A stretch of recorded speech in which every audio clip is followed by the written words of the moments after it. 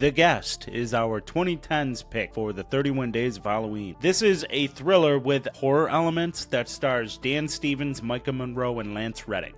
It went largely unnoticed when it first hit theaters, and I think part of the problem was them exhibiting in the trailers what the actual tone of this movie is. Because this isn't at all what I remember the advertising telling me it'd be. I expected sort of a by-the-numbers erotic thriller about a sexy military man who's not quite what he seems. Now, it kind of is that, but it's also a lot more. First off, one thing you should know is that this movie is very over the top and absolutely absurd at some points. It's from director Adam Wingard, who did the classic You're Next, Godzilla vs. Kong, and Godzilla x Kong, the latter of which also features Dan Stevens. Dan Stevens, after this, would end up turning into one of my favorite actors. Whenever I see him in a movie, it immediately gets me a little bit interested in it. And here, he's putting on his best psychopath. For example, multiple times, it shows his character in between scenes just ominously staring at the wall, as if anytime he's not talking to people,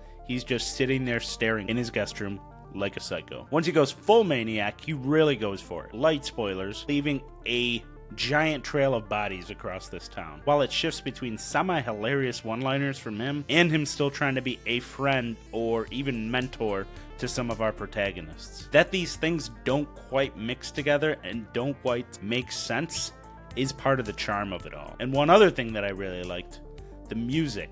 They put together a soundtrack that ranges from electronic to synthwave to gothic rock and pop that somehow all really fits together extremely well and is perfect for the film. The movie has actually built up quite the cult following over the years, who've consistently been asking for a sequel to this, which sort of came in 2022 when the makers of it released The Guest 2 original soundtrack, which tells the story of a sequel through the album artwork, the track titles, and the music itself. And I've actually listened to this album multiple times and I really like it. Personally, I would love a sequel that dives into all the things that really made this one work. The music, the cast, the neon colors, and the over-the-topness. So will you like it?